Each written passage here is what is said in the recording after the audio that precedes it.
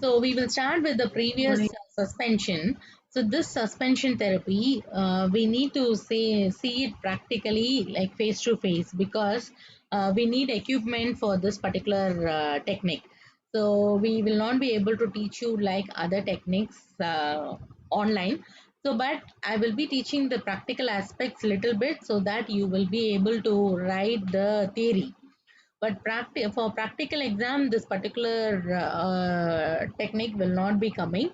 So when you are coming, whenever you are coming to face here in campus, I will teach you the suspension topic. Is that clear? So don't worry about that.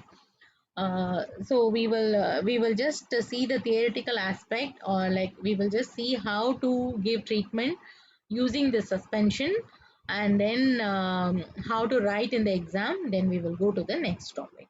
Okay. So I hope you would have read the slides whichever I have uploaded in LMS, and you have watched the video. So little bit you would have got what is suspension. So suspension is nothing but we are lifting the body part little above the floor or above the particular cot, so that the gravity will not act anyway, and the body part will just swing in the air. Is that clear? So when you are holding the body part just above the joint axis, the body part will try to swing in the air or oscillate in the air.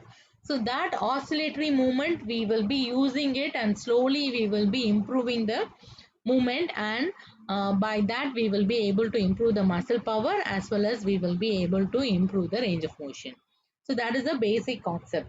That means, like I repeat again, we just lift the body part and suspend over the joint axis, so that the body part will be just moving in the air or just oscillate in the air, and that movement we will improve the movement and we will initiate the muscle power.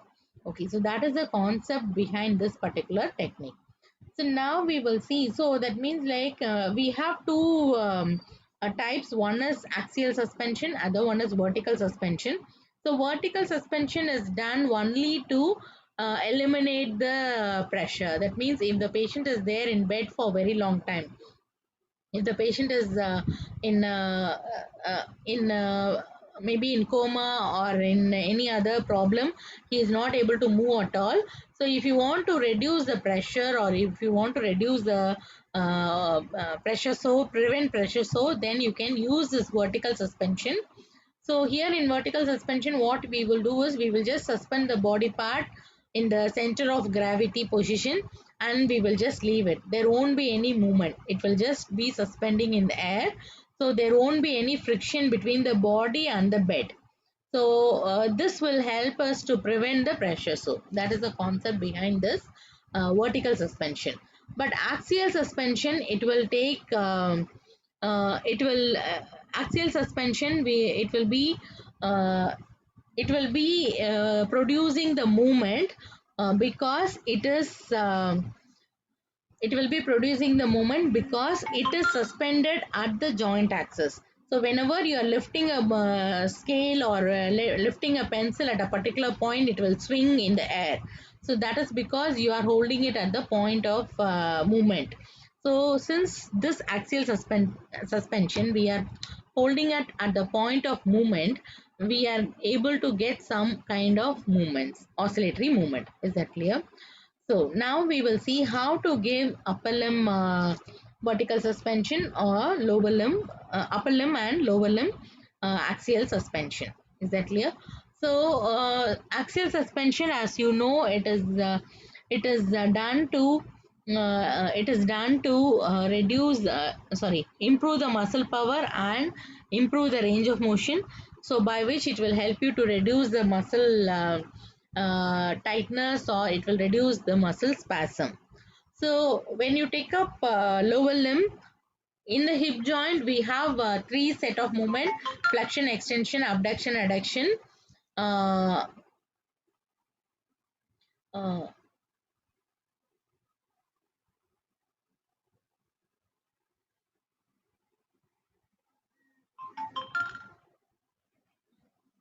Flexion, extension, abduction, adduction, internal rotation and external rotation.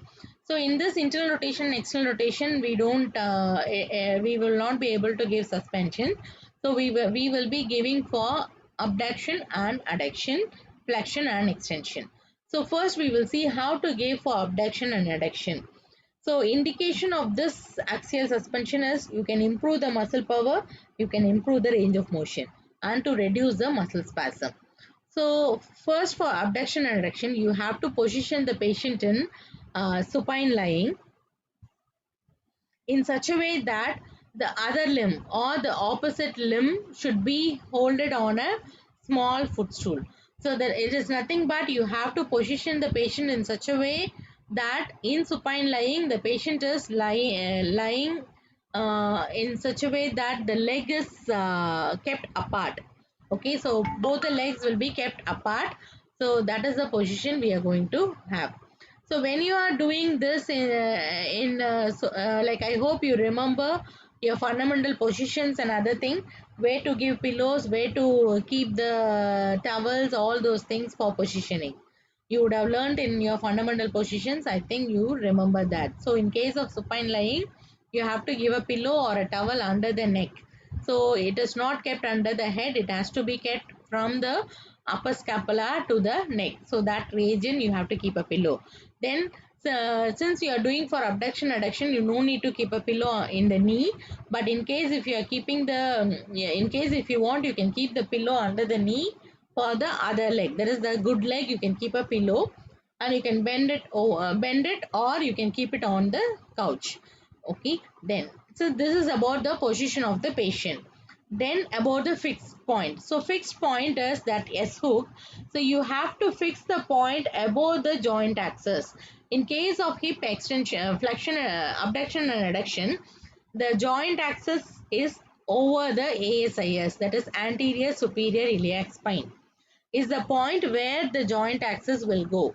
Okay, so this all these things you would have read in your biomechanics. Okay, so the point of access for hip abduction and adduction is ASIS. So over that you have to fix the S hook. Then you have to put one sling over the thigh, another sling you have to put it over the foot and ankle. So foot and the ankle you have to use a three ring 3D ring sling. Okay, so I think the picture is not there. It was shown in the video. So this is the slings. This is a sling you will be using. One sling for the thigh. The other one is like a three ring sling. So it will be a smaller one and it will be a longer one. So in that you have to make a figure of 8 and you have to put it over the ankle. Okay, so after keeping it over the ankle, then you have to attach two ropes. One rope for the thigh sling, other rope for the ankle sling you have to attach, and that rope has to be fixed again to the fixed point, that is over the ASIS. Is that clear? Then you have to elevate the limb. So when you are elevating the limb, you have to elevate the proximal sling first. That is the thigh sling you have to elevate first. Then the lower sling you have to elevate. So after elevating, you have to allow the movement, and the movement will be there will be little bit of movement. Then you have to encourage them to do the movement more and more. So this will help them to do the movement more and more. That will reduce the muscle spasm. That will increase the muscle strength. So further, if you want to stimulate the muscle to work, you can give tapping over the muscle, either over the insertion or over the origin of the muscle. You have to give tapping. So this will This will help you to stimulate the muscle to work. Okay, so this is one of the technique to enhance the muscle power. Is that clear? Is that clear? So you have to just lift the sling to a particular position, or just above the plinth. You have to lift and make them to do the movement and keep on giving the tapping so that it will enhance the movement. Is that clear? So this is, I'll show you the video again. Okay. So next is for flexion and extension. So flexion and extension, you have to position the patient in side lying. So in side lying, one leg will be flexed, the other leg will be extended. So the leg which is above will be extended and the leg will be down, which will be flexed. So this is the side lying position. So you have to position the patient in side lying. So if you want to do movement for the right side, then the right side should be up. The left side should be low. Okay, so right side will be up. So you have to again fix the fixed point over the greater trochanter. So because the greater trochanter is the point where the joint axis will move. So you have to fix the fixed point over the greater trochanter. Then you have to apply one sling over the lower thigh and the 3D sling over the ankle. Then lift it up just above the plinth and ask the person to do the movement. So when the patient is doing the movement, you have to tap inside, like tap over the muscles either in the origin or insertion. That will help you to stimulate the muscle power. Okay. So next is for the knee flexion and extension. So for knee flexion extension, you can just maintain the position in side lying. And here, since like for example, for the hip, the proximal joint is the pelvis. So the pelvis will be stabilized by the cot when the patient is in lying position. Here, since it is we are doing in the knee joint, the proximal joint is hip joint. So you need to fix the hip joint or you need to stabilize the hip joint. Is that clear? So all the stabilization is same like your goniometer. So you will be stabilizing the hip joint and you will be for stabilizing the hip joint, you will be using a vertical suspension to stabilize the hip joint. So to do a vertical suspension for the thigh, you need to find out the center point of the thigh. Then you have to move little bit towards the hip joint. Okay, so above that will be the vertical axis. So you put a vertical axis, you put the vertical axis point and you put a rope and you put a sling for the thigh. So the thigh will be just stabilized using the vertical axis. Then you have to do axial suspension for the knee joint. So for that, the fixed point for the knee flexion and extension is the lateral condyle. So through the lateral condyle only the joint axis will move.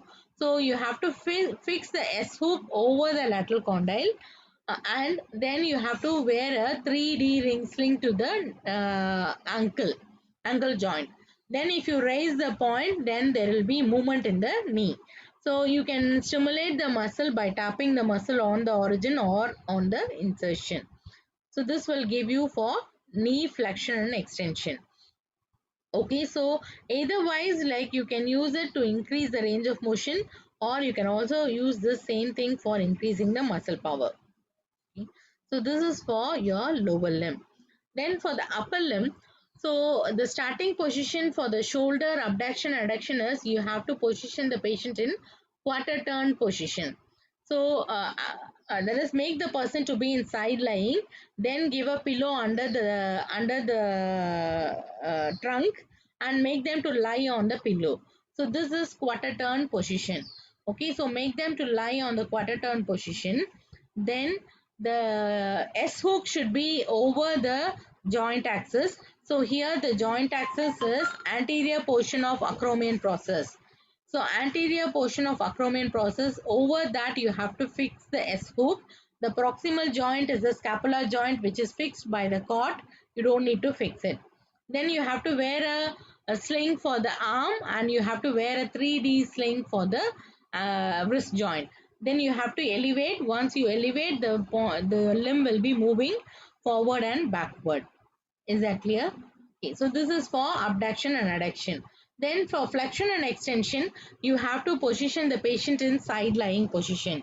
So after side lying position, again you fix the S hook over the head of humerus. That is your greater tubercle. So fix the S hook over the head of humerus. Then the remaining will be same like other. Whereas you will be putting a sling for the arm, then you will be putting a sling for the wrist. Then you have to elevate and make them to do the movement. Then for the elbow joint, you can position the patient in sitting. So position the patient in sitting. Then Since the movement is going to happen in the elbow joint, the proximal joint is the shoulder joint which has to be stabilized. So you need to stabilize the shoulder joint using a vertical suspension. Then the lower part you have to use it using an axial suspension. So for axial suspension, you have to find out the center point of the arm. So in the arm, you just measure, find the center point and go little bit above towards the shoulder joint. Okay, so this is because the center of gravity will be little bit towards the center of towards the heavier part. That's why you're moving towards the heavier part, that is the shoulder joint. Is that clear? So you fix that, then you put a sling and you have to tie over the arm. So now your shoulder is fixed using the vertical suspension. Then another for axial suspension, you have to put a S hook over the lateral epicondyle. So the lateral epicondyle is the point through which the joint axis will be passing. So you put a fixed point above the lateral epicondyle. Then you will be wearing a 3D ring sling and you have to elevate the part. So this will help you to do the movement. Okay, so definitely it will be a little bit difficult for you to imagine, but this is like I'm teaching this just for you to write the theory exam. Okay, so maybe you see this video, you will be understanding little more, then we will continue the class.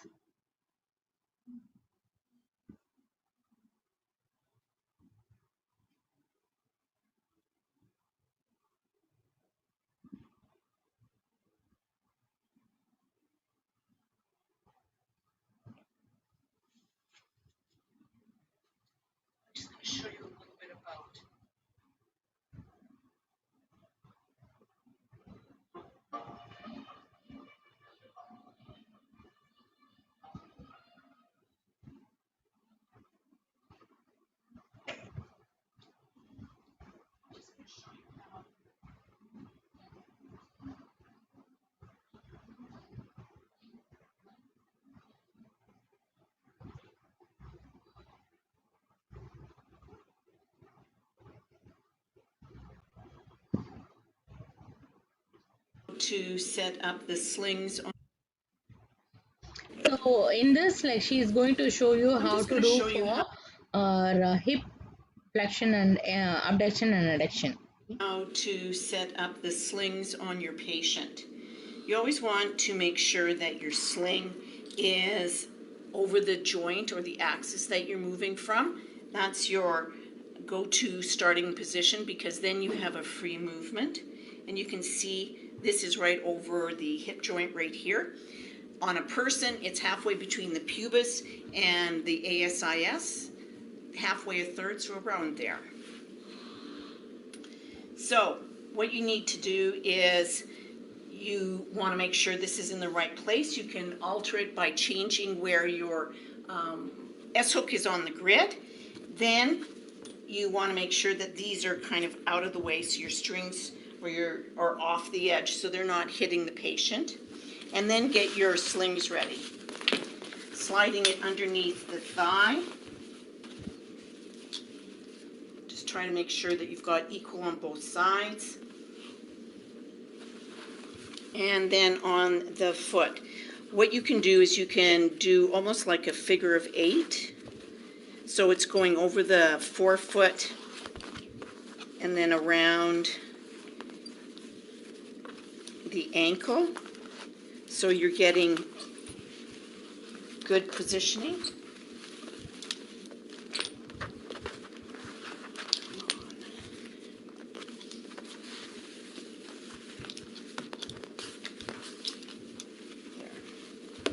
And again, trying to make sure that you've got equal distance. So what you want to do is just slide this down, hook it on.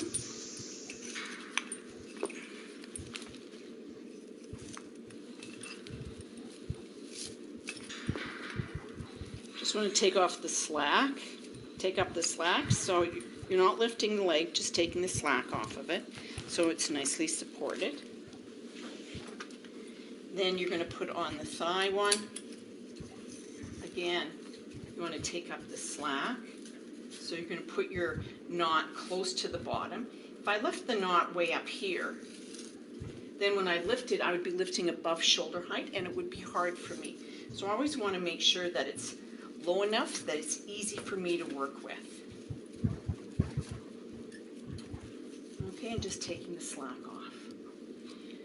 What you then want to do is you want to move the upper or the most proximal one over the heaviest area, and you're going to flatten it out and lift up. So you're taking them off the bed and then just going like this so it locks it. Then you would move to the foot and do the same thing. Part of what you don't want to do is you don't want to hyperextend the knee or hurt their knee. This isn't up high enough, their knees. And you want, this has more tension than this, so I need to ease this up a little bit. You should have the same amount of tension on both of them. And then they'll be able to easily abduct and adduct. You just want them far enough off the mat so they're not dragging. When you put them down, what you want to do is you want to put down the most distal part first, because you don't want hyperextension of the elbow or the knee. And then you would take that off, come up to the thigh again, lower it down, unhook it so you can slide it out from underneath their thigh, and then just moving it out of the way.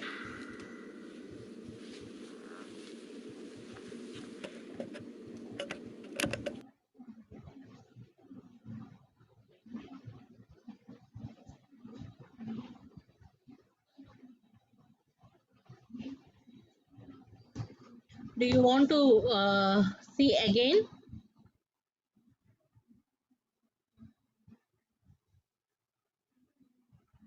Do anyone want to see the video again, or it is okay?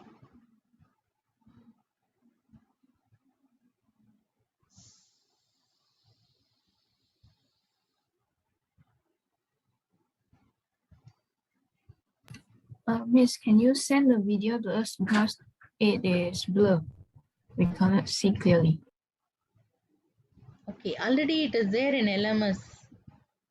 I think I have uploaded in LMS. Okay, thank you, Miss. Okay, then we will go to the next, right?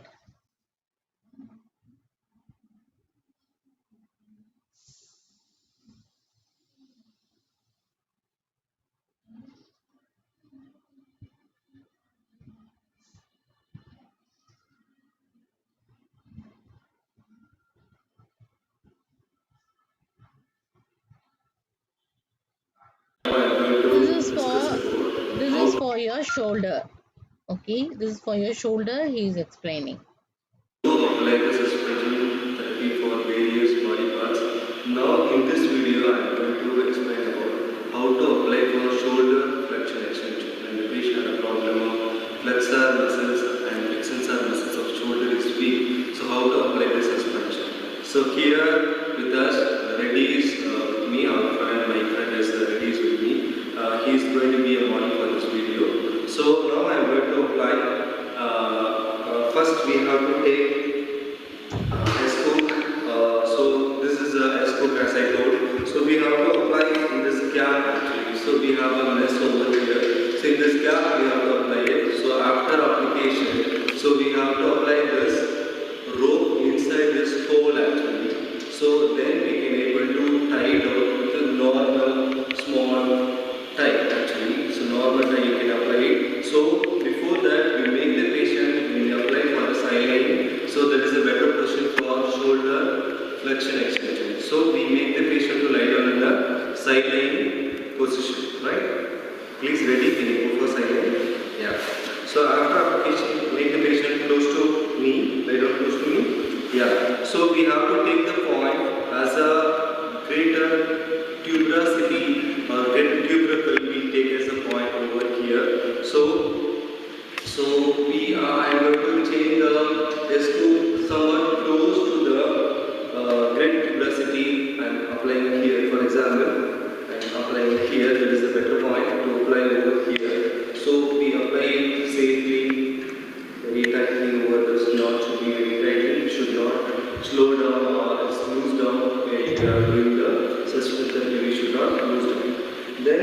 we apply the wooden thread over here. So we take the wooden thread and apply it through this hole, one hole, right? And we take it out. Then we can able to apply to other hole. Before that, we have to, as I said before, so before we have to connect with the other one screw in this end to connect the sling properly. So we apply it over in this. Before we put it in this hole, another hole thread, right? So we have to apply like this, right? And after that, what we supposed to do it, right? So we make the point. We supposed to hand out this screw should be parallel to the greater tubercle, right? So before we apply the patients, so we should check the contraindications and indications. Indication, as I said, shoulder flexor muscles very big. So muscle power 0 to 1 or 1 to 2 we can able to apply this one. So re-educating. This is a technique is mainly for re-educating the muscle power from 0 to 1 and 1 to 2. Then after application, so we have to hang out, we have to check if the screw supposed to come parallel to the greater tubercle, right? Yeah, somewhat parallel, right? Yeah, somewhat parallel. Little bit move forward. Yeah, it's a parallel, right? So it's supposed to. This is called axial suspension. What I take as axis, greater tubercle. So this is called axial suspension, right? After we have to connect this body part by use of sling, right? So we make the patient to put it inside. For example, we are supposed to hang out on the elbow. So if you apply above the elbow, above the arm, so while you are doing the movement of flexion extension, the movement will take place in the elbow flexion extension. So we should avoid the elbow flexion movement. So we are applying on the elbow joint itself. Then we can able to connect by use of a sling. So as we have applied before, so we have to apply it on the sling, right? So now I am still tighten this, right? Again, hopefully it will come better. So we can able to apply like this. Yeah, hopefully, right? That's better. Yeah.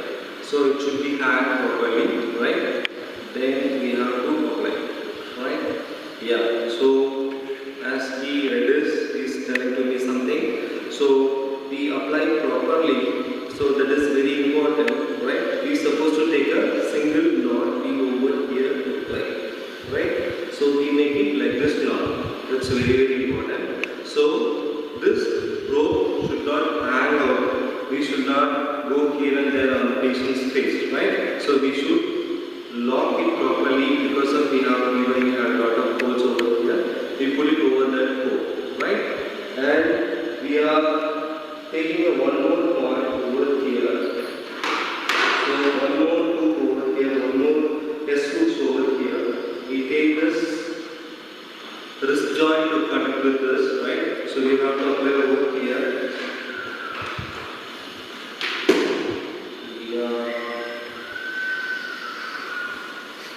Okay, so we have to connect with this, right?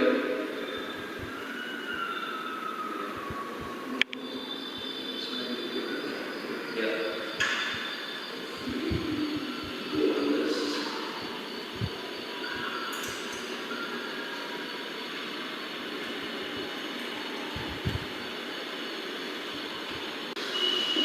Now we are going to discuss the another one screw should be connected to connect the wrist part to move the shoulder into flexion extension, right? So how to connect the wrist? So here we are connected one screw with the another one screw. We should not connect directly to the apparatus. We should connect with the previous access point we have taken. That access hook should be connected with the other one, right? Then we have to apply the rope, right? Yes, in here, rope over here, black cluster, right? Then we can able to apply over here. Use the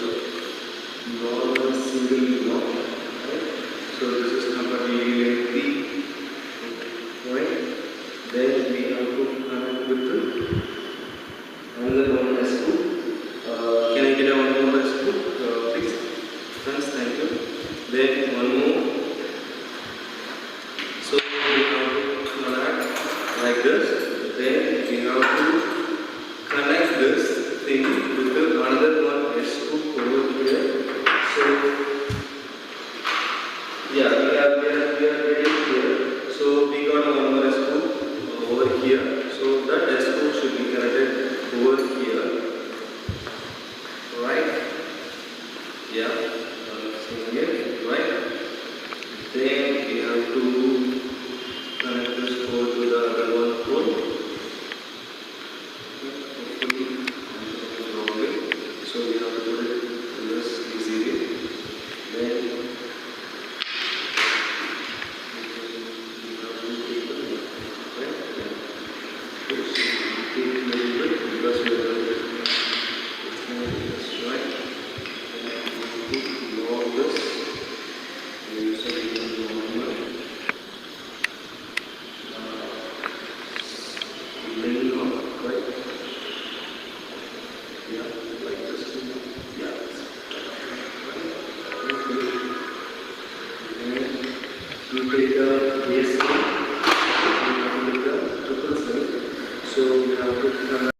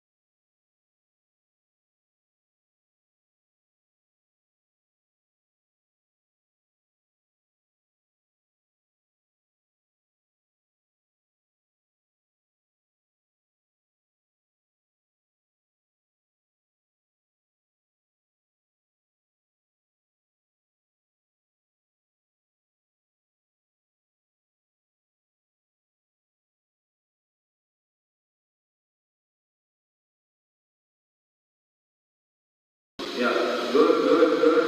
Yeah. Like this, we can apply for the shoulder flexion.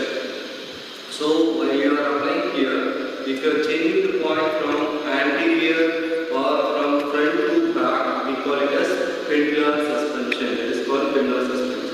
For example, if you are changing the point forward, right? That is mobility for flexion and resistance for extension. So when we are changing the point towards back side, that is for extension mobility and strengthening for flexors. So this is the concept of applying the pendulum suspension, right? So hopefully you are understanding about shoulder flexion. So we can able to see some other videos, we can able to see other body. Okay, see, this video may not be so clear, but the problem is there is no exact video of suspension. So that's why I have used this itself. Uh, but this is only for you to understand how it will be going on. But when you come here, then we will see little more. We will see this topic again. So no need to worry about that. But theoretically, like when we are asking questions, it will be case scenario based of questions. So case scenario based of questions means they will say the particular 30-year-old man is coming to the department with the difficulty of moving his knee joint. So on assessing, you found out that the quadriceps muscle power is only 1. So they will not, so that means the muscle power, the person having muscle power 1, so he needs to give any technique that will help him to improve the muscle power. Okay, so uh, again, I'll repeat the case scenario. A 30-year-old man is coming to the department with difficulty in walking or standing. On assessing, you found out that the muscle power of quadriceps is only 1. Okay, so your senior has asked you to check the muscle power and improve the muscle power using suspension. Okay, so checking the muscle power means you need to do the MMT. So I hope Ms. Kasma would have taught you about MMT. So how to check? So question A will be how to check MMT for quadriceps muscle. So you have to write how you will be checking for checking the MMT. Then question B will be explain the procedure of suspension for this particular for the knee joint. So then you have to write what is the position of the patient. So for the question B, I am explaining because question A will that will be explained by Ms. Kasma. Okay, so question B like, so you have to write what is the position of the patient. Then position of the therapist. So position of the patient is, in case if it is knee joint, then it is side lying. So you have to explain about the side lying. Then position of the therapist is standing near the suspension couch with walk standing position. Then you have to write how you will stabilize the hip joint using vertical suspension. Okay, then you have to write how you will be doing axial suspension for the knee joint. So you don't need to you don't write a single line. You have to make it like a smaller paragraph. So first paragraph like position of the patient, then you explain the position of the patient. Then position of the therapist, then you explain the position of the therapist. Then axial vertical suspension for the hip joint, you explain about the vertical suspension of the hip joint. Okay, then axial suspension of the knee joint, then point of fixation, you explain about the point of fixation. Is that clear? Then you write like how you will be putting the slings and how you will be elevating the patient. Is that clear? Then how you will make the person to do. Then where you will be giving the tapping. Okay, so in case of quadriceps, in which place you are going to give the tapping, that one you have to write. Then you have to write like how to modify the sling. So here when you want to improve the muscle power, you have to increase the resistance. So if you want to increase the resistance, you have to move 3 points away from the fixed point. So for example, the S hook will be fixed over the lateral epicondyle. So from that point, you have to move away from the movement. So away from the movement, for example, quadriceps movement is elbow knee extension. So you have to move when you are moving, you have to move behind 3 points. So when you move behind 3 points only, you will be giving resistance to the quadriceps muscle. Is that clear? If you want to give assistance, then you have to move 3 points towards the movement. That is anteriorly in case of knee joint. Is that clear? Towards the movement means towards the movement of the particular joint. So in case of knee extension, the leg will be moving from behind to forward. So if you want to give assistance, you have to move 3 points forward. If you want to give resistance, you want to move 3 points backward. Is that clear? So this is the way you have to answer the question. So same like that, like any other question like for the other upper limb. So a person is coming to the department with difficulty in combing the hair. On assessing, your senior has found out that shoulder joint, shoulder, the muscle power of deltoid, posterior deltoid is only 1. The muscle power of the medial deltoid is only 2 plus, like that. So that means both the hip extension as well as the hip abduction muscle power is less. So you have to give training to, you have to give suspension for that particular muscle. Is that clear? So when you are writing about what is the muscle, what are the techniques that will be used to improve the muscle power, you should not check only the suspension. You have to see all the techniques that you have learned in your therapeutic skills 1. So what are the techniques that will help you to improve the muscle power from 1 to 3? You have to see that. Okay, in that suspension is one of the technique. Is that clear? So you have other technique also. You have like the suspension is one of the technique. I hope you would have learned in your active exercises and in your assisted exercises, passive exercises, you would have learned about this. Is that clear? Then so presentation is very important. So presentation you have to make it like a paragraph form. So first you can just write Question A, how to give suspension for the shoulder abduction and adduction.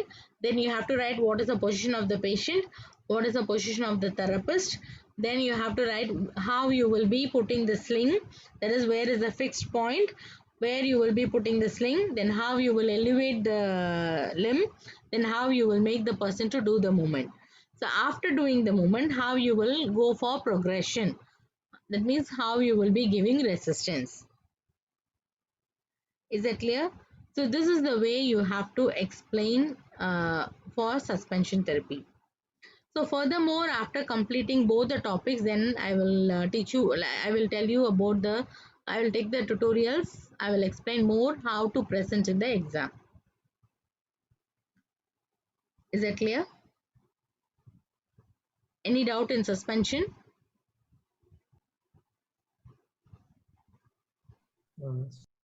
Okay, so if no doubt, then after a small break, we will go to the next topic. Okay, now the time is 11:53. So sharp 12 o'clock, we will start the next topic. Okay.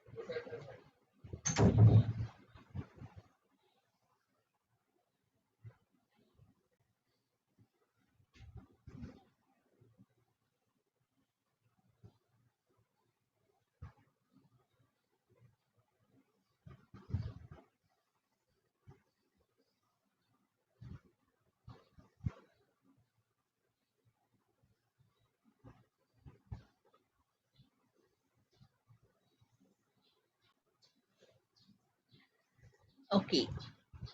So see, this is your last topic, and not only that, it is a very big topic. You need to keenly watch to understand this. Okay, so if you feel sleepy, you please get up, walk around, and come back. Otherwise, it will be little difficult for you. Okay.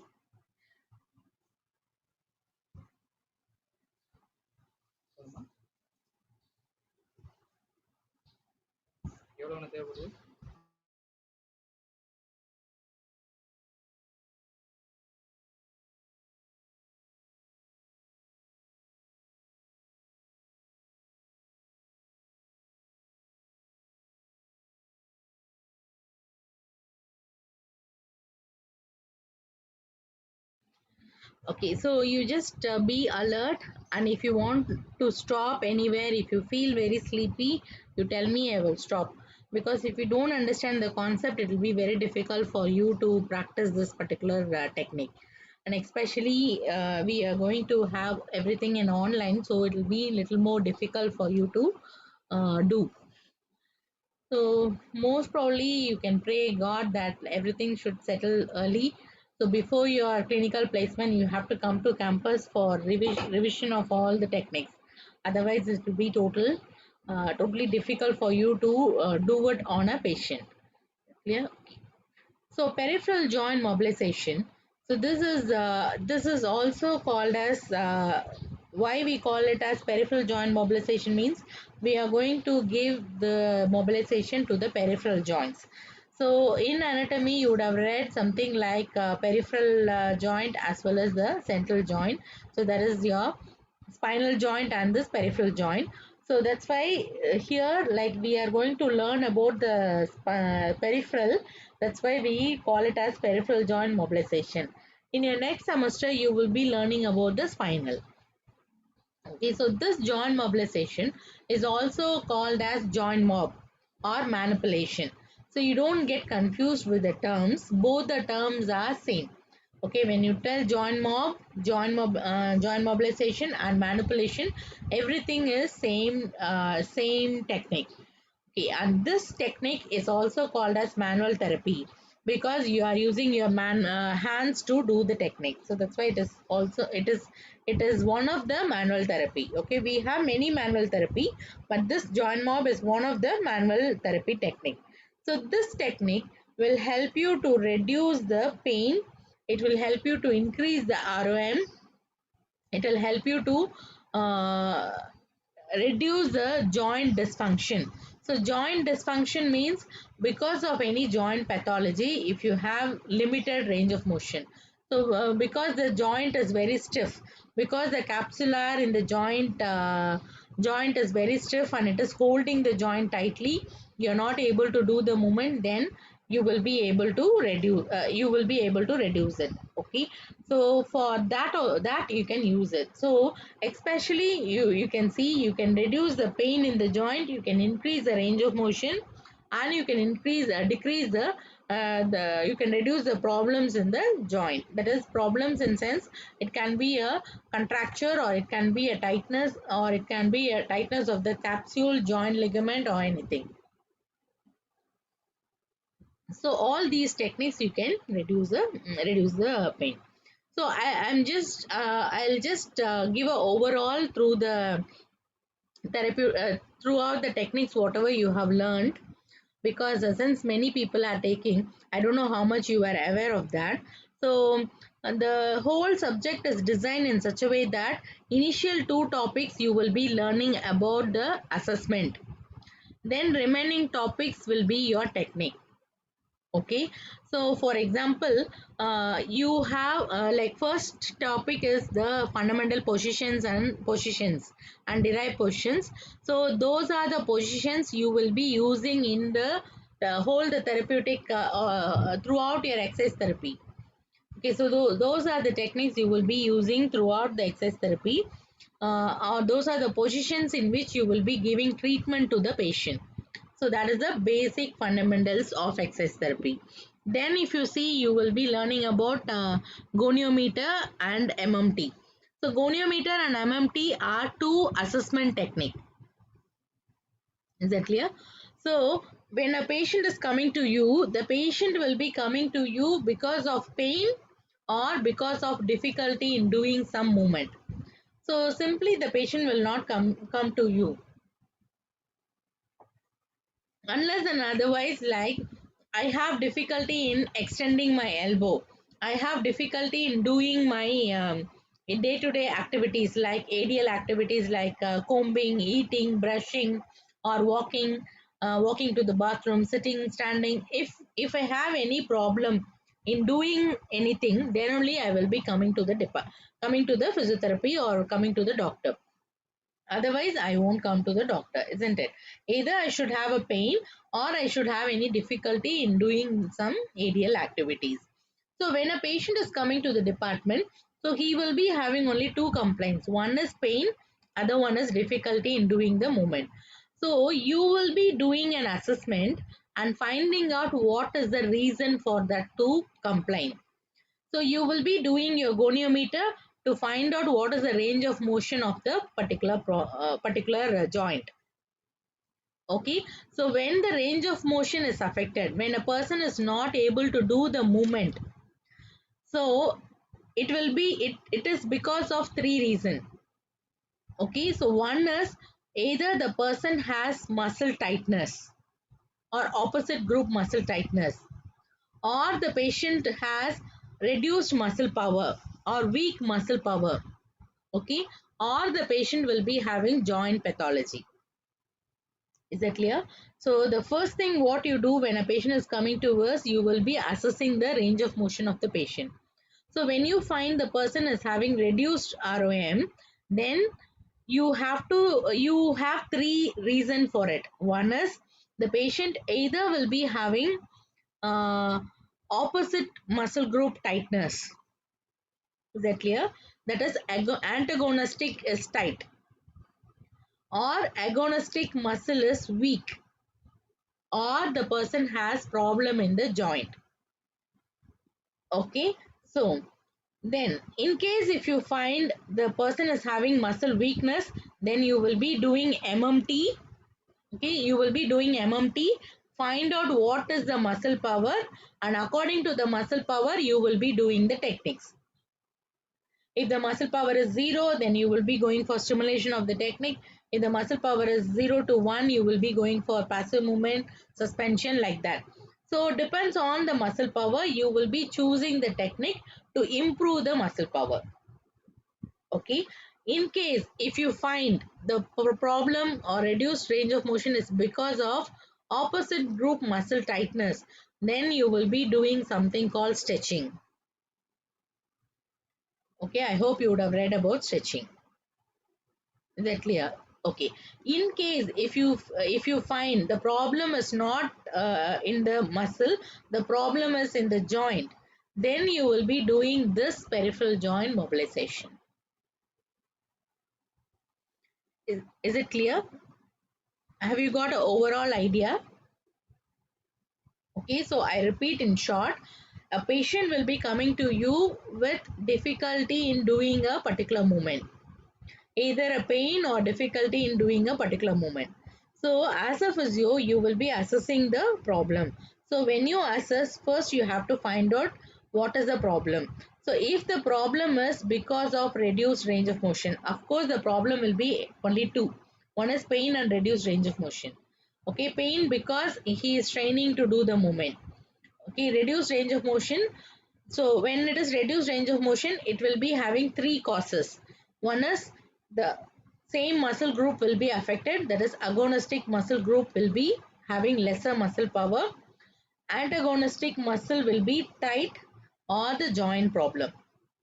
So to treat this, if for the opposite muscle group tightness, you can do stretching. For the agonistic muscle power weakness, you have to do MMT, find out what is the muscle power, and according to the muscle power, you have to give the treatment.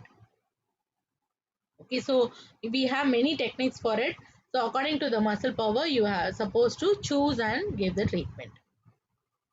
Okay, once if the problem is in the joint, then you have this technique alone, that is joint mobilization technique. Is that clear? So do you is it clear for you when to choose this peripheral joint mobilization? Because when we are giving the question, we will not give you the technique directly. We will be asking you to choose the technique. So you are supposed to choose the technique correctly. If you don't choose, if you do choose wrongly, the remaining questions will go wrong. Is that clear? But you will, there will be lot of clues given in the case scenario. So you are supposed to pick up the clues and pick up the answer. Is it clear? Okay. So now we will go into the topic. So we know the problem is we can give joint mobilization to reduce the pain, to increase the range of motion, and to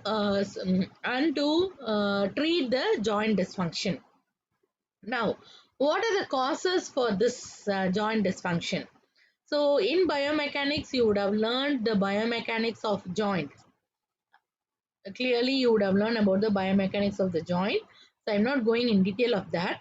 I'm just telling you what are the causes that will affect the biomechanics of the joint. So these are the causes that will be affecting the biomechanics of the joint. One is pain. Second is muscle guarding. Muscle guarding means muscle spasm. So because the joint mechanism will be affected because of pain, because of muscle spasm. When the joint is hypomobile, hypomobile means reduced range of motion in the joint. When the joint is having swelling, effusion means swelling. When there is contracture of the joint capsule, when the supporting ligaments and other things are tight, then it will become contracture of the joint capsule or adhesion of the joint. Okay, then when there is any malalignment or subluxation of the bony surface. So I hope in anatomy you would have learned something called joint surface. So you will be having two bones will join together to form a joint. But when the two bones are joining together, it is not two bones joining, it is two articulating surface joining to make a joint. Is that clear? So if there is any problem in the in the alignment of the bony surface, then it is called as subluxation of bony surface. Is that clear? See, I'm going little slow because if you don't understand the concept, it will be very difficult throughout your profession. That's why this technique I'm just going very slow. Okay, so before going into the technique, we will see some of the terminologies that is often used in the manipulation. One is mobilization. So what do you mean by mobilization? When a when a joint range of motion is affected, you do a movement passively, and that is called as mobilization. Okay, so when you do a movement passively over the joint to increase the range of motion or to reduce the pain, then it is called as mobilization. Okay, and this mobilization is applied in various speed. So according to the problem, you will be increasing the speed or decreasing the speed, and according to the problem, you will be increasing the force and decreasing the force. So that is called as mobilization. So what is manipulation? Manipulation is same passive joint mobilization for increasing the joint mobility. So both the terms are same technique. So when you say mobilization, you are doing only to reduce the pain and increase the range of motion. Okay, when you say manipulation, you are doing the same thing to increase the joint mobility. So when you want to do, when you want to increase the joint mobility, you need to do the technique very forcefully. A forceful thrust should be given beyond the patient control. But mobilization, the patient, if they want to stop, they will be able to stop our movement. But in manipulation, if they want to stop, they cannot stop our movement. Is that clear? So in other words, passive movement, if you give passive movement, then the patient will be able to stop the movement. If they want, they can stop the movement. But when you are giving manipulation, if they want, the patient will not be able to stop the movement. It will be very forceful and it will be a sudden thrust. Okay. Then self-mobilization is where the patient themselves is doing the technique. So here self-mobilization, usually the joint distraction and glades are given. With the help of the gravity, the patient themselves will be doing this self-mobilization. Okay, the person themselves is doing is called as self-mobilization. Then movement with mobilization with movement is you will be doing a manipulation. At the same time, you will ask the patient to do the movement. That means when the person has problem with elbow flexion. Okay, so for example, I'm coming to you with elbow flexion difficulty. So the person is not able to do elbow flexion. So what you do is you give manipulation to the elbow joint. Okay, so you give manipulation to the elbow joint. At the same time, you ask me to flex the hand. Okay, so I will be doing a physiological movement. So this is called as mobilization with movement. This is a concurrent technique along with movement and the mobilization. Is that clear? Now, what is physiological movement? So, physiological movement is osteokinematic movement. You would have read in your biomechanics already. Osteokinematic movement, that is the movement of the bones. Okay, so movement of the bones. When two bones are brought towards each other, it is called as flexion. I hope you would have read in your introduction topic. When the two bones are brought towards each other, it is called as flexion. Okay, when two bones are taken away from each other, it is called as extension. When the bone is brought towards the midline of the body, it is called as adduction. When the bone is moved away from the midline of the body, it is called as abduction. When the movement is done around a joint axis, then it is called as rotation. So these are the movement done voluntarily, and this movement will be happening only in the bones. Okay, So it is called as osteokinematics. Then next is called as accessory movement. This accessory movement is a movement that is taking place inside the joint. That means inside the articulating surface. Is that clear? So that movement a person will not be able to perform actively. It is an unknowing movement that is happening inside. For example, when you are doing shoulder flexion, so when you do shoulder flexion, automatically inside the shoulder joint, both the articulating surface will undergo some sliding and gliding movement, and that movement is called as accessory movement, which will not be able to done by the person actively, but it will be happening involuntarily inside the joint surface. Okay, that is accessory movement. And this accessory movement is of two types. One is component movement, other one is joint play. Component movements means the movement that accompany the active movement. So for example, you do shoulder flexion. So when you do shoulder flexion, the your arm, that is your humerus, will be moving towards your head. Okay, so that will be a shoulder flexion, or you can see the humerus will be moving towards the proximal bone, that is the scapula. Okay, so when this is happening, inside the shoulder joint, two articulating surfaces there, that is your um, glenoid cavity. Okay, so inside that you will have two articulating surface. In that you will be undergoing a involuntary sliding and gliding movement. So that movement is the accessory movement. Okay, so this movement will be happened without your control. It will be just happening by its own. Is that clear? So that is called as component movement. Okay. Then another set of articulating surface movement will be happening, which cannot be done by the patient themselves, but can be done by an external person like a physiotherapist. That is called as joint play. Okay, so the articulating surface movement will be happening automatically, that is called as component movement, but the same articulating surface movement which cannot be performed by the patient but can be performed passively by an external person is called as joint play technique. Is that clear? So this joint play or like this accessory movement are of five different motions, that is called as orthokinematic. So osteokinematic is the movement that is taking place in the bone. Arthrokinematic is the movement that is taking place in the articulating surfaces. So that is also called as accessory movement.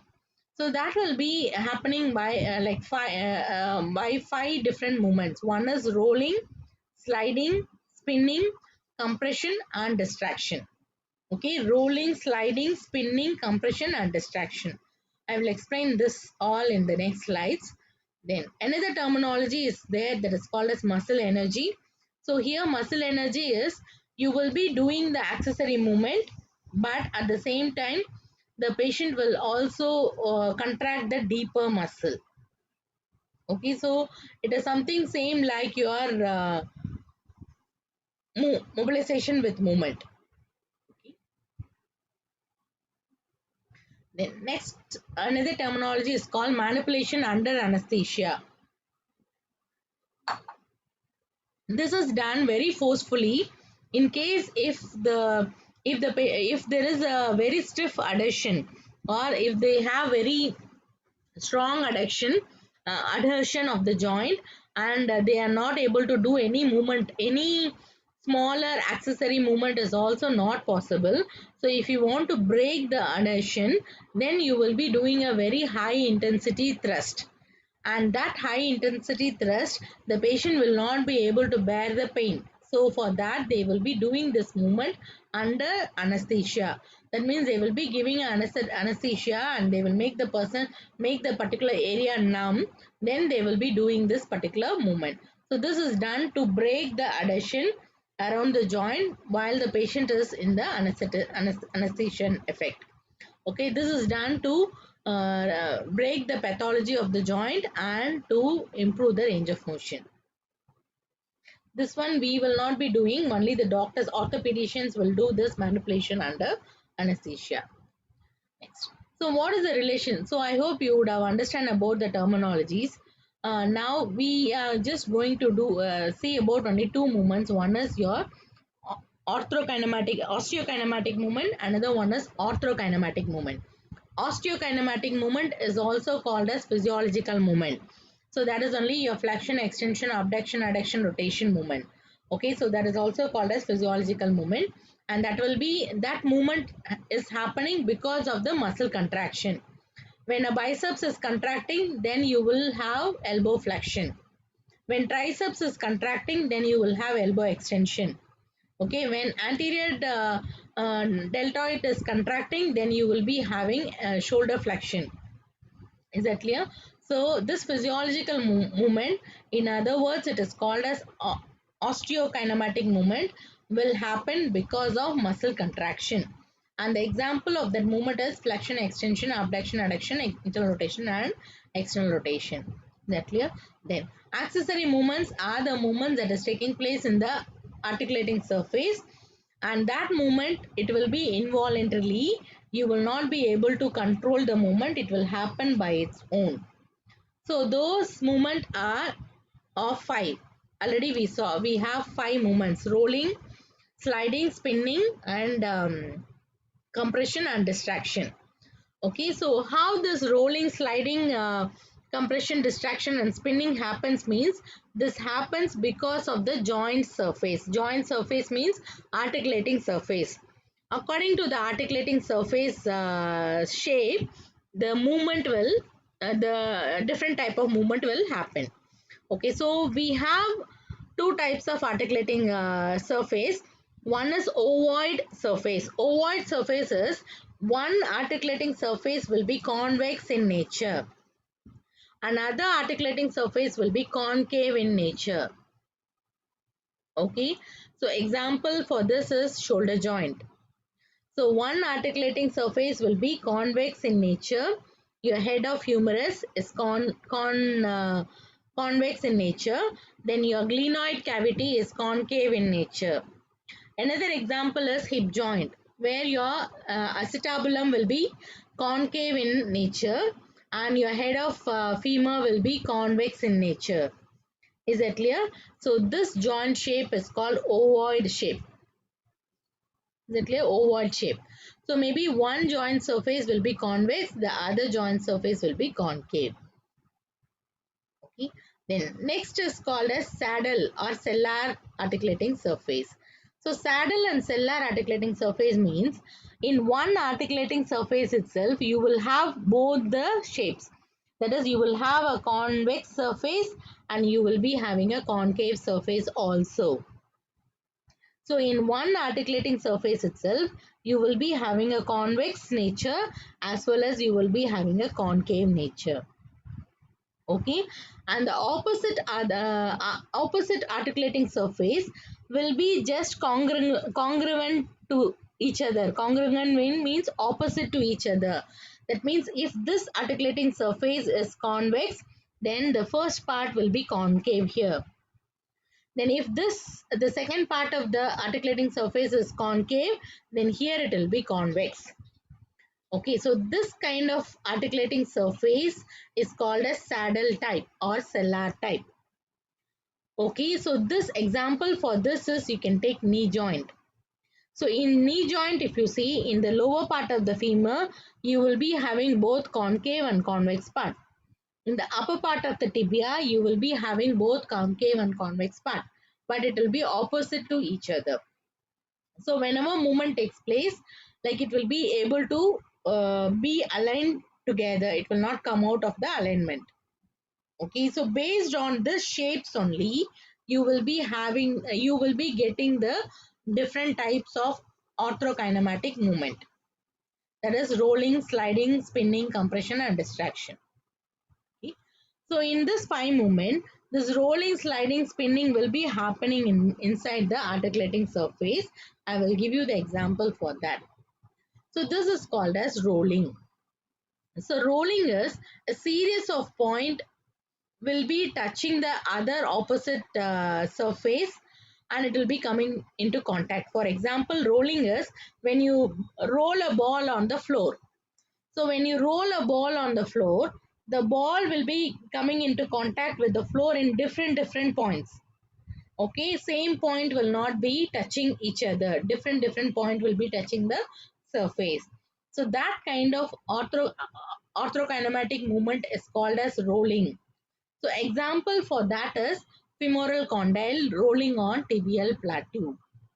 Okay, so this type of rolling will occur when there is a incongruent surface. Incongruent surface means this one. When there is an incongruent surface, that is when both the joints have articulating surface have both the surface shapes, then you will be having rolling in the articulating surface. Okay, rolling will happen in that kind of movement. So when you do, you can slowly see when you do flexion of your knee joint, you can feel the rolling will happen. Okay. So next is spinning.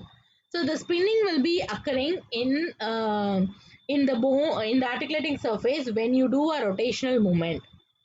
So you can see when you do a supination and pronation, you will have this kind of movement, spinning. So in spinning, same point on the moving surface will be creating an arc of circle as the bony spin. So the same point will touch the same point, so there is one surface, in one surface, same point will be there. In other surface, different point will be there. Okay.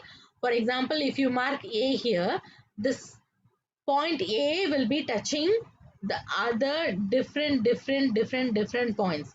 But the point A will be just touching, forming an arc. This is called as spinning. So this will happen whenever you do a rotation movement. So you can just do a supination and pronation and you can feel that kind of movement. Next is sliding. So sliding will happen when you see, this is sliding. Can you see? I hope you would have played the sliding. Okay, even now whenever you see the slider, you want to go for sliding, right? So this is sliding. So in sliding, it will be happening in a congruent surface. Okay, so when a congruent surface is there, then you will have a sliding. So specific point on one surface come into contact with serious point of the on the other surface. So that is called as sliding. Okay, so it is little similar as your spin, but in spin it will be forming an arc, but here it will be just form a straight line. That is the difference between sliding and spinning. So here the convex part will be sliding in the opposite direction of the bone and concave part will be sliding in the same direction of the bone.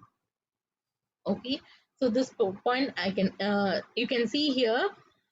So your buttock will be convex. Okay, and here it is, sorry, the buttock will be concave and this will be little bit convex. So when you sit and move, in when the movement is happening in the concave part, it will be sliding in the same direction. Both will be sliding in the same direction. Okay, but when the movement happens in the concave part, then the movement will happen in the opposite direction. Is it clear?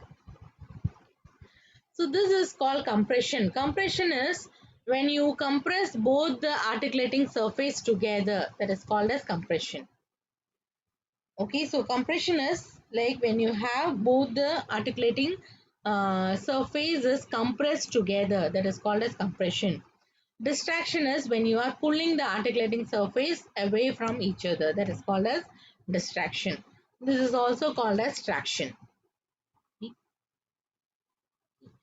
So normally we will be using this rolling, spinning and sliding, but especially in most of the peripheral joint mobilization, we will be using sliding. Okay, we don't use the other articulating other orthokinematic movement.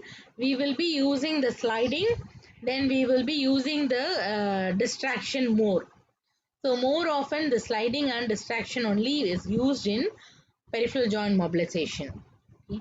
So as a technique, when you are doing passively, the sliding movement is also called as gliding movement. So when you perform uh, from passively, when you perform the sliding passively from outside, it is called as gliding. Is that clear? So as we know, so we have to keep this keep in mind, when the movement is happening in the concave surface, then you will be having movements you will be having the movement in the same direction. But when the movement is happening in the convex surface, the movement will be taking place in the opposite direction. Is that clear? So you keep that in mind. So based on that only, you are having a rule called convex concave rule. Is that clear? So this is the main rule which we will be following in the peripheral joint mobilization. So you can see in the picture. So first we will see concave convex rule.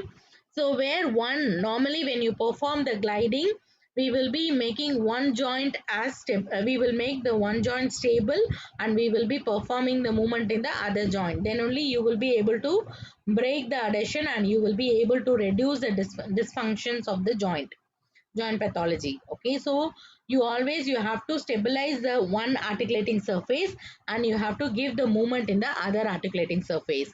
So basically we have 5 types of orthokinematic movement. In that we will be using only 2 in the mobilization technique. That is, we will be using sliding, and we will be using distraction more.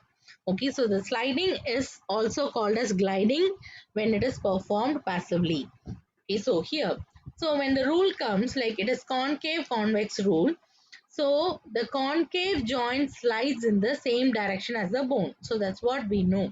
So here, if you see here in the bone, this is convex part. This is nothing but your elbow joint. Okay, so this is your convex part, that is humerus. So the humerus is here. So you stabilize the convex part, then you move the distal, that is you move the ulnar. So when you are moving the ulnar is having a concave. So this concave, when it is moving, it will be moving in the same direction of the movement. That is, when you do elbow flexion, it will be the articulating surface movement also will take place in the same direction of the bony movement. Okay, so this is the articulating surface movement, and this is the bony movement. Okay, so when the convex part is stable and concave part is moving, then there will be, the movement will be same direction along with the bony movement. The articulating surface movement will be same like your bony movement. Is that clear? So in the other, in case if you are stabilizing the concave and you are moving the convex, then the movement of the articulating surface will be opposite to the movement of the bone. Okay, so here we can say take the same elbow joint. So when you stabilize the ulnar part, so this is ulnar.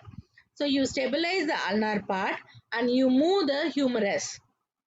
So when you're doing that, the concave part is the ulnar, which is stabilized. The convex part is the humerus, which will be moving. So when you're moving that, the bony part will be moving up one direction, but the articulating part will be moving in the other direction. So this will happen when you are doing push-ups.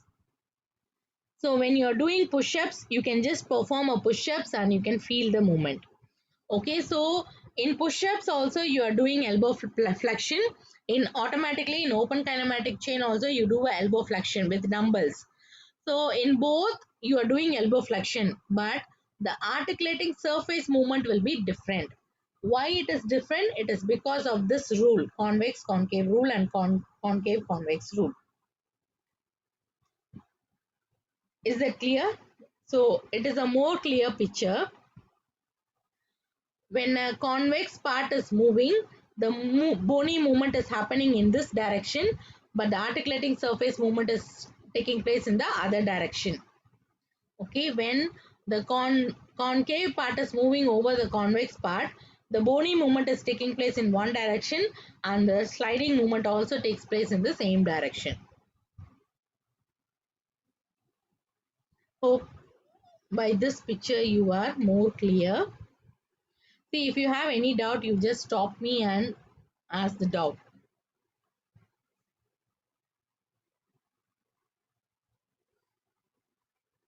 Do you have any doubt so far?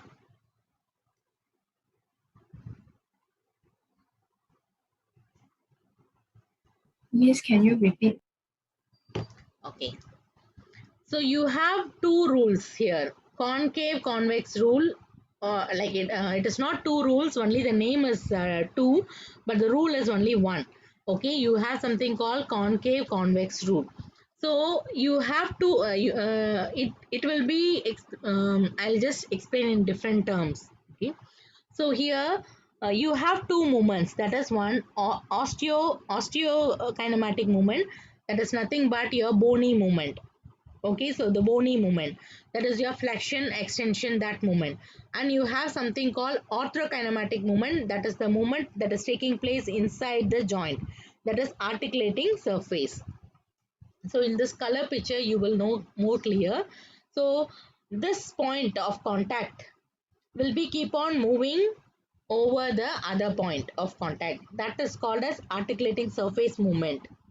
Okay, and that movement is called as orthokinematic movement. So here the sliding is happening.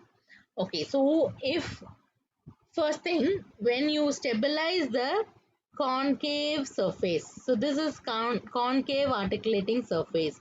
When you stabilize the concave articulating surface and when you allow the convex part to move, this is convex part. Okay, sorry, just opposite.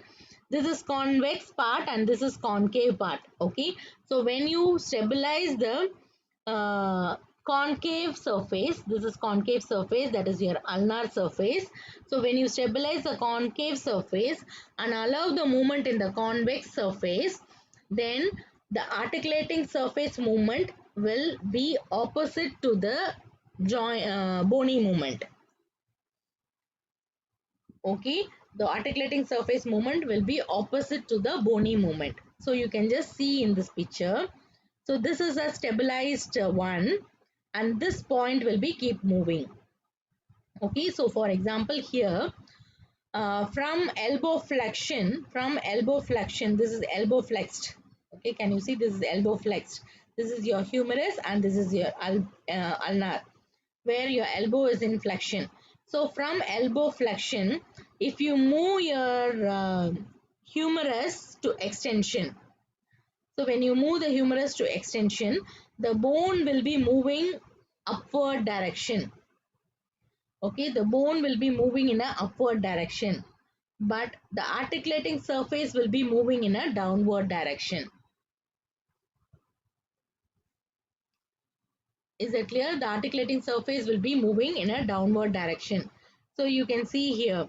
So the bone will be moving in one direction, but the articulating surface, for example, if it is this point, okay, when you are doing the movement, the articulating surface will be moved towards the opposite direction. So the bone is moved towards the one direction, the articulating surface will be moved towards the opposite direction. Okay, same wise, when you are stabilizing the convex and moving the concave, the movement of the bone as well as the movement of the articulating surface will be on the same direction. Okay, so since you can just see this blue color point is the point of contact. When you are doing the bony movement upwards, this blue color point will come down or slide down. Then only the movement will occur. Okay, so this is moving inferiorly, but the bone is moving superiorly. But in the previous, if you see, this this blue color point is moving downwards and the bone also is moving downwards. Is that clear? So in case if the concave and convex rule, where concave part will be moving, convex part will be stable, then the movement will happen at the same direction. In the other rule, which is called as convex concave rule, where convex part will be moving and concave part will be stable, then the movement occurring in the joint will be opposite to the bony movement. Is it clear? Okay, okay. I think we can stop here, because if I join the effects of joint mob, it will take at least one. Okay. So we will finish off this effects of joint mobilization. So earlier itself I have told, if you take one technique, you will have a concept of the technique, that is the definition. Concept is nothing but the definition of the technique. Then you will have indication, contraindication, then effects and uses of the technique, then the procedure. So these 5 things will be there in one particular technique. So like that we have seen what is the definition. Now there is the concept. Now we are seeing what are the effects and uses of this joint mobilization. Or because of doing joint mobilization, what are the benefits we will be getting. So first is neurophysiological effect. So that because of the continuous compression, okay, because of the continuous compression movement, joint mobilization, the mechanoreceptors will be stimulated. That is, the mechanoreceptors are the stimulants that is present in the nerve that will get stimulated, and that will be taking the information to the brain, and the brain will order for relaxation, so the pain will reduce.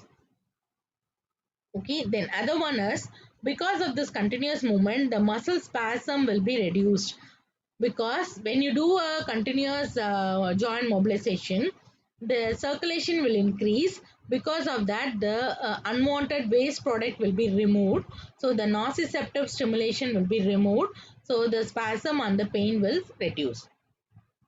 Okay, then it will increase the awareness of the position, that is your sensation will increase, like a proprioception sensation or the joint position sense will be increased, awareness will be increased. On the whole, where you will be having a neurophysiological effect, like the sensory effect will be increased, the mechanoreceptor effect will be reduced, so the pain will reduce. This is one thing. Another effect is, second effect is nutritional effect. So normally there won't be any blood supply to the articulating surface, or the articulating surface will be having very lesser blood supply. So the articulating surface have to take the nutrition from the synovial fluid which is present in the joint cavity. So the synovial fluid, if there is no movement, then there won't be any absorption of the synovial fluid. Okay, so when you are doing this mobilization, you will be having continuous gliding and sliding movement. So this will cause the synovial fluid get absorbed by the articulating surface, and it will be it will be getting absorbed, then it will be giving out. So that means the exchange of the nutrition will happen. The good nutritions will be taken up by the articulating surface, and the waste product will be expelled out. Then from the synovial fluid, the waste product will be expelled outside the body. This is the nutritional effect that is taking place. Then third is mechanical effect. So mechanical effect, if you see, it will improve it will break the joint adhesion. That is, all the thickened, tightened capsular tightness will be reduced. So this will lead to breaking of the adhesion, and this will maintain the extensibility of the articulating tissue, and you will be able to increase the range of motion. Sometimes when you're doing this movement, you may hear a cracking noise. This cracking noise is because of the breaking of the adhesion of the capsular fibers. Okay, so these are the effects of the peripheral joint mobilization. Next is indication. So it has done, we have already seen the indication. It will help you to reduce the pain. It will help you to reduce the muscle spasm. It will help you to increase the joint range of motion. That is joint hypermobility. It will help you to increase the joint range of motion. Okay, then next is when you have subluxation, this fast thrust technique will help you to realign the subluxation. So MWM is mobilization with movement. So this particular technique will help you to align the articulating surface, realign the articulating surface. Okay, so this is fourth indication. Then fifth indication is it will help you to uh, it will help you to maintain or retard the progressive restriction. So it will either it will reduce the restriction or it will help you at least to maintain the restriction. It will not the restriction will not increase if you are giving this peripheral joint mobilization technique. Then if there is any functional immobility, then you will be able to heal the articulating surface and you will be able to help to reduce the immobility symptoms. So these are the indications of mobilization. So there are more. Is that okay? We will finish the contraindication also. Then we will start with the technique fresh in the afternoon. So within 5 minutes, I'll explain. Okay. So contraindication, if you see, like there are two types of contraindication, which is called as absolute contraindication and relative contraindication. Absolute contraindication means where you should not do the technique at all. That is called as absolute contraindication. It is also called as general contraindication. Totally, you should avoid the particular technique. Relative contraindication is we can give the movement with precaution. Okay, relative contraindication is we can give the movement with precaution. Okay, so these are the two types of contraindications. Another type of contraindication is also there, which is called as general contraindication and local contraindication. Local contraindication means if it is present in that particular joint, then you should not give. For example, if you have fracture of lower limb, if you have fracture in the left femur, okay, you can do movement in the other joints. Other joints means in the right leg you can do, in the right upper limb, left lower limb, right upper limb you can do, left upper limb you can do. So this kind of contraindication is called as local contraindication. General contraindication means if you have fever, so all over the body, if you like when you have fever, you should not give any technique. So that is called as general contraindication. Okay, so contraindication is of four types. One is absolute, relative, general, and local. According to the technique, you have to choose and do it. So, absolute contraindication for this mobilization technique is hypermobility, because this joint mob we are giving to increase the range of motion. Already, if the range of motion is increased more than the anatomical range of motion, it is called as hypermobility. In that case, you should not give this particular technique. Then if the joint has effusion and if it is having a lot of swelling, then you should not do this technique. Then if the joint has inflammatory arthritis, then you should not give this technique. Okay, so these are the three absolute contraindication where you should totally avoid this particular technique. Other than that, we have lot of relative contraindication. So for this, we can take lot of precautions and we can do the technique. One is malignancy, tuberculosis, osteoporosis. In all these conditions, the joint, the bone will be little weak. Okay, the bone strength will be little weaker. So when you are giving pressure, you should see to that you are giving very less pressure. If you are giving more pressure, then you will end up in fracture. Okay, so these are the malignancy, tuberculosis, osteoporosis and all is a condition in which the bone strength will be very less. So in that case, if you are when you are giving the mobilization, if you are doing more movement, more pressure, it may lead to fracture of the particular joint, a particular bone. So you need to be very careful. You take precautions and do the technique. Then if there is any ligament rupture, then also you need to wait till the area is getting healed. Okay, if there is any disc prolapse, then also you need to wait till the area is healed. When there is a neurological involvement, that means when there is a nerve involvement, you need to take a lot of precautions. When there is a bony fracture, when there is a bony disease, then you need to see to that whether you are giving very less pressure and you don't disturb the healing process. When the patient has excessive pain, then also you need to take a lot of precautions. When the patient has undergone total joint replacement means they will remove the articulating surface and they will replace with artificial one. Once they replace the artificial one, then that is called as joint replacement. When they replace both the articulating surface, then it is called as total joint replacement. When they remove only one, it is called as semi joint replacement. Okay. Then when you have arthritis is a disease which will be affecting the bones. So then you have to take precaution.